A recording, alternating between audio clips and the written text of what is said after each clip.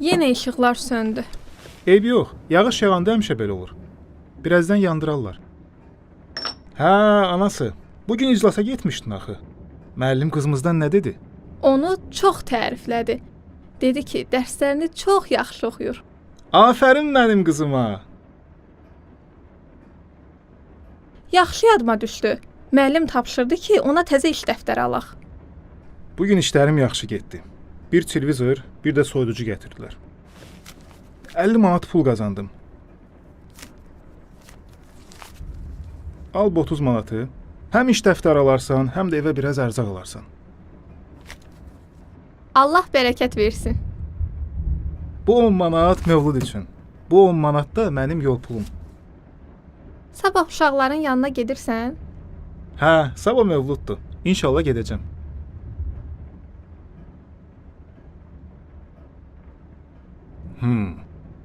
Görəsən nə qədər pul yığılıb? Qızım, get bir dənə pul qabını gətir də. Yaxşı, ata.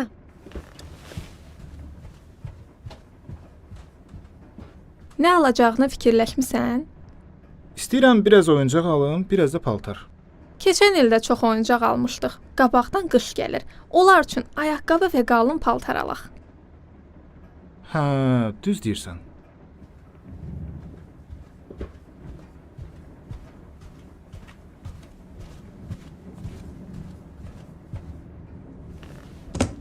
Çox sağ ol, atanın ağıllı qızı.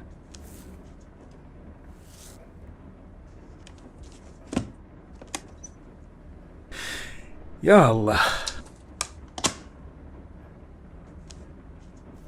5, 10, 20, 25, 35, 45, 60, 70, 80, 90. Hə, burada 320 manat pul var. Allaha şükür ki, az çıxmadı. Qorxurdum ki, heç 200-ü də keçməz. Əgər düzgün xərcləsək, bu pulla onlara çox şey ala bilərik. İnşallah. Nərgiz, qızım, mənəmi Sənubər xala. Gəlirəm, Sənubər xala. Ata, balaca uşaqlara hədiyyə alırsan? Hə qızım, ata sənin kimi balaca uşaqlara hədiyyə alır. Ana dedi ki, o uşaqların ata-anası yoxdur. Bilirsən qızım? Salih. Hə.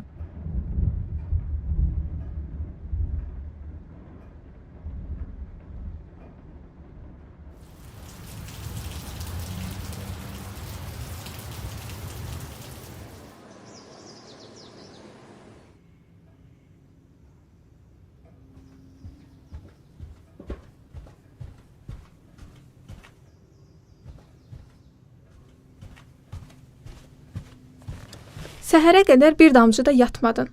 Axı niyə bu qədər narahat olursan? Sən düz iş gördün. Əgər o pulu Sənubər xalaya verməsəydin, ev sahibi onu yağışın içində çölə atacaqdı. Yazıq arvadın heç kimi də yoxdur. Mən əminəm ki, İmamzaman da bu işindən razı qalıb. Nərgiz, onları bilirəm. Mən Sənubər xalanın kirayə pulunu verdiyimizə görə narahat deyiləm. Bəs niyə görə narahatsan? Axı uşaqlar yolumuzu gözləyəcək.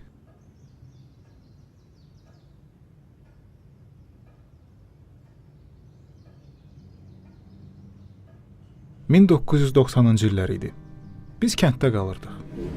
O vaxtlar mənim 9, qardaşım Tahirin isə 14 yaşı olardı. Atam meşədən odun gətirib satar, anam da heyvanların süd və yumurtasını Bakıya satmağa göndərirdi. Beləcə dolanırdıq. O vaxtlar Qarabağ müharibəsi gedirdi. Kəndin kişiləri bir-bir cəbhəyə gedirdi. Günlərin bir günü atam da getdi. Onun dalıyca çox ağladıq. Ən çox da anam. Atam müharibəyə gedəndən sonra anamın üzünü heç gülən görmədik. Biz qardaşımla meşədən odun gətirir və bəzi işlərdə də anamıza kömək eləyirdik. O vaxtlar müharibəyə görə qıtlıq yaranmışdı. İnsanlar un, yağ, şəkər tapmağa çətinlik çəkirdi. Anam hər dəfə un və şəkər alanda kisənin 1/10 hissəsini kənara qoyardı. Biz də elə bilərdik ki, o bunları ehtiyat üçün saxlayır. Bir gün səhər tezdən Anam, qardaşım və məni yuxudan oyatdı. Salih, Tahir. Uşaqlar oyanın. Gəlin anaya kömək eləyin. Qardaşımla mən çox təəccübləndik. Çünki atamız gedəndən onu gülən görməmişdik. Bu vaxt anamız hər dəfə kisədən ayırdığı un və şəkəri gətirib yerdəki süfrəyə qoydu. Qardaşıma dedim: Görəsən ana niyə belə sevinir? Bilmirəm. Bəlkə ata gəlir. Sən nə danışırsan? Hələ müharibə davam eləyir. Bir də ki ata gəlsəydi, ana bizə mütləq deyərdi. Hə, düz deyirsən. Onda gəl özündən soruşaq. Yox, heç nə deməyək. Birdən yenə darıxar. Yaxşı. Sonra bizə baxıb təbəssümlə dedi: Tahir, oğlum, sən get təndir üçün biraz odun doğra. Baş üstə ana. Salih, sən də get kağız qələm gətir gəl. Yaxşı anacan. Tahir həyətdə odun doğrayır, mən də anamın tapşırdığı kimi kağızdan balaca açıqçalar düzəldib içinə onun dediklərini yazırdım. Anam isə un əliyib xəmir yoğurmağa başladı. O, Lənkərandan gəlin gəlmişdi. Onların mətbəxində Zeyran adlı şirin çörək var idi. Bu çörək un, şəkər, yağ və süddən hazırlanırdı. O gün anam təndirdə o çörəkdən çoxlu-çoxlu bişirdi. Sonra onları kağızdan düzəltdiyib balaca paketlərə qoydu. Və hər paketin içinə də mənim yazdığım açıqçadan atdı. Şirin çörəkləri böyük bir səbətə qoyduq. Bizi çimizdirib təzə paltarlarımızı geyindirdi. Anam bizə baxıb dedi: Uşaqlar, sizcə mən niyə bu qədər şirin çörək bişirirəm? Fikirləşdik ki, bunu sən özün deyərsən. Mənim əziz balalarım, bugün Peyğəmbərimizin əziz balası İmam Mehdi əleyhissalamın mübarək doğum günüdür. O, Allahın sonuncu höccətidir. O gələndən sonra yer üzündə bir dənə də olsun fəqir qalmayacaq. İnsanlar daha müharibə eləməyəcək. Hər yerdə sülh olacaq. Heç bir insana zülm olunmayacaq. Hər kəs xoşbəxt olacaq. Mən çox istəyərdim ki, sizlər onun dostları və köməkçilərindən olasınız. Anamız bizi bağrına basıb öpdü. Sonra qardaşım səbətin bir tərəfindən, mən də digər tərəfindən tutub yola düşdük. O gün qardaşım və mən qapı-qapı gedib bütün kəndə çörəkləri payladıq. Kənd əhalisi heyrətdə qalmışdı. Hər kəs bir-birindən soruşurdu: "Axı nəyə görə bu qıtlıq zamanında kasıb bir kəndli camaata çörək paylayır?" Anam o çətin günlərdə belə İmamzamanı sevindirmək üçün əlindən gələni eləyirdi. Onun bu işinə görə mən də hər il Mövludda ata-anasız uşaqlara baş çəkib onları sevindirməyə çalışıram.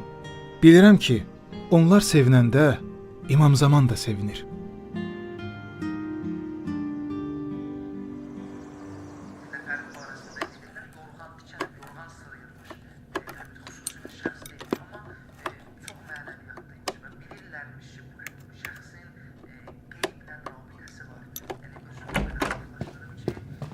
Salamun aleyküm, yorulmayasız. Ay aleyküm salam. Çox sağ ol qardaş. Sənətkar, vaxtın varsa bir dənə buna baxa bilərsən? Buyur qardaş, buyur. Bax, bu mənim çaydanımdır. Bir neçə gündür ki işləmir.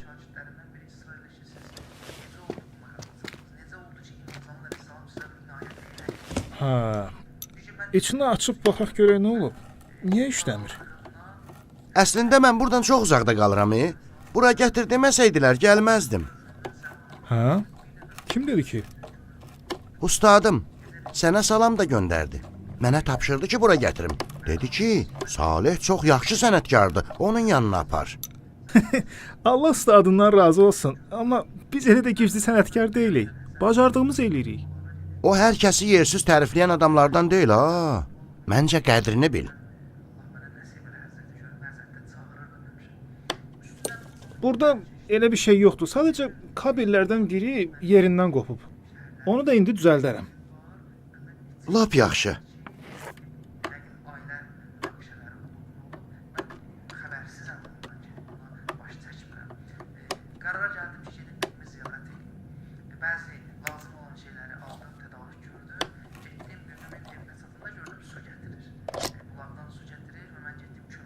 Bax, işləyir. Allah səndən razı olsun sənətkar. Cümləmizdən. Dedin uzaqdan gəlirsən, dayan bir stəkan sənə çay verim. Zəhmət çəkməyə ehtiyac yoxdur. Əşi, nə zəhmət, bir stəkan çaydı da, nə olacaq ki?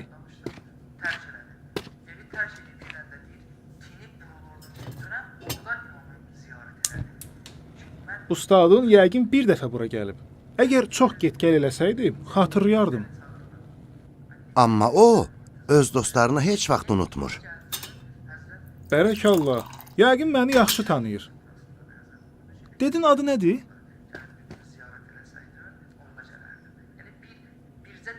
Qardaş, hara getdin?